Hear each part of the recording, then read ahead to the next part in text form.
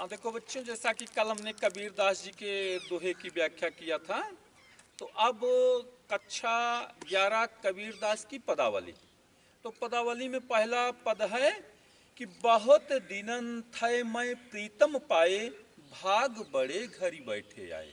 इसमें कबीर दास जी की जीवात्मा अन्य जीवात्मा सखियों से कहती है कि हे सखियों, माने बहुत दिनों के बाद, माने अनेकों जन्म जन्मांतर के बाद मैंने परमात्मा को प्राप्त किया, और कहने कि भाग बड़े घरी बैठे आए। आगे जीवात्मा कहती है कि यह हमारे बड़े सौभाग्य की बात है कि स्वयं परमात्मा हमारे यहाँ पधारे। हमको कहीं जाने की जरूरत नहीं पड़ी। यहाँ हम लोग ईश्वर को प्राप्त करने के लिए कहाँ जाते हैं? मंदिर जाते हैं, हाँ, मस्जिद जाते हैं, गुरुद्वारा जाते हैं, कहीं ना कहीं जाते रहते हैं। लेकिन कबीरदास जी की जीवात्मा स्पष्ट बता रही है कि मैं परमात्मा जो है स्वयं हमारे घर आए, मुझे कहीं जाना नहीं पड़ा। तो जब परमात्मा आ गए, कबीरदास जी की जीवात्मा के पास जब परमात्मा आ गए, तो वह जीवात्मा आप क्या कहती है कि मंगल चार माही मन राखूं, राम रसायन रसना चाखूं। तो वह जीवात्मा कहती है कि अब मैं हमेशा अपने मन में अच्छे विचार ही रखूंगी, अच्छे अच्छे विचार ही रखूंगी, और राम रसायन रसना चाखूं, और ईश्वर के आनंद रूपी रस का रसास्वादन करूंगी। आगे कह रहे हैं कि मंदिर माही भया उजियारा, ले सूती अपना पियो प्यारा। कबीरदास जी की जीवात्मा कहती है कि ले सूती अपना पियो प्यारा।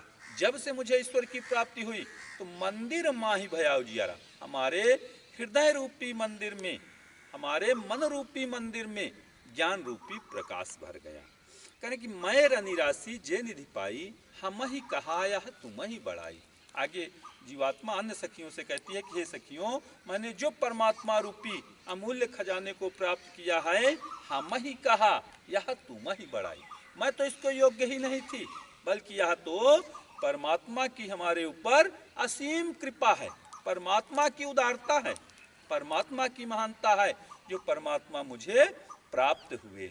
आगे वह जीवात्मा कहती है कि कहे कबीर मैं कछु न कीन्हा, सखी सुहाग राम मोहिदीना। आगे जीवात्मा कहती है कि हे सखियों, मैंने ईश्वर को प्राप्त करने के लिए कुछ विशेष प्रयत्न नहीं किया, बल्कि ईश्वर ने मुझे यह सौभाग्य स्वयं प्रदान किया। माने ईश्वर को प्राप्त करने के लिए मुझे कुछ विशेष नहीं करना है। करना क्या है? करना मात्र इतना है कि मंगल चार माही मन रखा, हमेशा अपने मन में अच्छे अच्छे विचार ही बनाए रखना है, और राम रसायन रसना चाखूं, फिर ईश्वर के आनंद रूपी रस का रसास्वादन करते रहना है। ईश्वर का राम आनंद रूपी रस या राम रसायन क्या है? हमने बताया है ना कि जब हम निस्वार्थ भाव से कोई भी अच्छा कार्य करते हैं, बिना किसी लोभ लालच के यदि कोई परस्वार्थ करते हैं, तो जो हमारे हृदय में अनुभूत होती है वही राम रसायन कहलाता है, वही ईश्वर का आनंद रूपी रस कहलाता है। ठीक, अब अगला काव्य है संतों भाई आई ज्ञान की आंधी रे, भ्रम की टाटी सबई उड़ाड़ी, माया रहा न बांधी रे। इस काव्य में कबीरदास जी ने बताया है कि जब ज्ञान रूपी हवा चलती है तो उससे समस्त अज्ञानता, अहंकार, अंधकार सब नष्ट हो जाता है। कबीरदास जी कहते हैं संतों भाई आई ज्ञान की आंधी रे। कबीरदास जी कहते हैं कि हे सज्जन व्यक्तियों, ज्ञान रूपी तेज हवा चलने लगी है, जिसके कारण भ्रम की टाटी सबई उड़ाड़ी, माया रहा न बांधी रे, जिसके कारण अज्ञानता रूपी समस्त पर्दे उड़ गए, माया रूपी रस्सी भी खुल गई, दुष्टे की दो थूनी गिरानी, मोह बलीडा टूटा। और करें कि दुविधा रूपी दोनों खंभे वह भी गिर गए, मोह रूपी बल्ली भी टूट गई, तृष्णा छानी परी घर ऊपर, कुबुद्धि का भांडा फूटा। और कह रहे हैं कि जो इस माया मोह रूपी बल्ली के ऊपर विषय वासना रूपी छप्पर था वह भी टूट कर गिर गया, और फिर हमारे इस शरीर रूपी घर के अंदर जो अवगुण रूपी बर्तन थे वह भी फूट गए। कहें कि जोग जुगत कर संतो बांधी, निर्चू चुए न पाड़े। आगे कबीरदास जी कहते हैं इसके बाद सज्जन व्यक्तियों ने योग विद्या के द्वारा इस अपने शरीर रूपी छप्पर का इस प्रकार निर्माण किया कि निर्चू चुए न पाड़ी, उसमें विषय वासना रूपी जल की एक बूंद भी नहीं गिरने पाई। तो करें कि अकूड़ कपट काया का निक्स्या हर की गति जब जानी। करें कि आगे कबीरदास जी कहते हैं कि जब मुझे ईश्वर की गति का ज्ञान हुआ, हरि की गति जब जानी, जब मुझे ईश्वर के कार्यों का ज्ञान हुआ तो कूड़ कपट काया का निक्स्या, हमारे शरीर के समस्त कूड़ा करकट रूपी विचार नष्ट हो गए, माने समस्त कूड़ा करकट रूपी अवगुण ये नष्ट हो गए। तो करें कि आंधी पीछे जो जल बूठा प्रेम हरि जन भीना। आगे कबीरदास जी कहते हैं कि ज्ञान रूपी आंधी के बाद स्नेह रूपी जल की वर्षा हुई, प्रेम हरि जन भीना। इससे भगवान के समस्त स्नेही भक्त भीग गए। कहा कबीर भान के प्रगटे उदित भया तमसीना। इसके बाद कबीरदास जी कहते हैं कि ज्ञान रूपी सूर्योदय हुआ और उदित भया तमसीना, हमारे हृदय के समस्त अज्ञानता रूपी अंधकार नष्ट हो गया।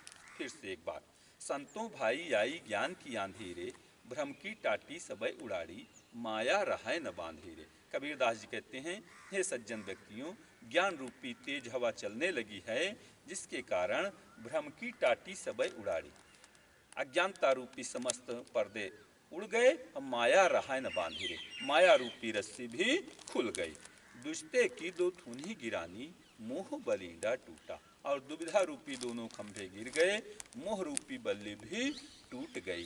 तृष्णा छानी परी घर ऊपर, कुबुद्धि का भांडा फूटा, और जो विषय वासना रूपी छप्पर था, इस शरीर रूपी घर के ऊपर जो विषय वासना रूपी छप्पर था वह भी गिर गया और कुबुद्धि का भांडा फूटा, और इस शरीर रूपी घर में जो अवगुण रूपी बर्तन थे वह भी फूट गए, वह भी नष्ट हो गए। तो करें कि जोग जुगत कर संतों बांधी, निर्चु चुवै न पाड़ी। करें कि इसके बाद सज्जन व्यक्तियों ने योग विद्या के द्वारा बहुत ही विशेष प्रयत्न करके अपने इस शरीर रूपी घर का इस प्रकार निर्माण किया कि निर्चु चुवै न पाड़ी, कि उसमें विषय वासना रूपी जल की एक बूंद भी नहीं गिरने पाई। तो करें कि कूड़ कपट काया का निक्स्या हर की गति जब जाड़ी। आगे कबीरदास जी कहते हैं कि जब मुझे ईश्वर की गति का ज्ञान हुआ तो हमारे हृदय के समस्त कूड़ा करकट रूपी अवगुण नष्ट हो गए, कूड़ा करकट रूपी विचार नष्ट हो गए। तो करें कि आंधी पीछे जो जल बूठा, प्रेम हरि जन भी। करें कि इसके बाद ज्ञान रूपी आंधी के बाद प्रेम रूपी जल की वर्षा हुई, इससे भगवान के समस्त स्नेही भक्त भीग गए। और कहे कबीर भान के प्रगटे उदित भया तमसीना। आगे कबीरदास जी कहते हैं इसके बाद ज्ञान रूपी सूर्योदय हुआ और हमारे हृदय के समस्त अज्ञानता रूपी अंधकार नष्ट हो गया। ठीक, ये दूसरे काव्य की व्याख्या थी। अब कबीर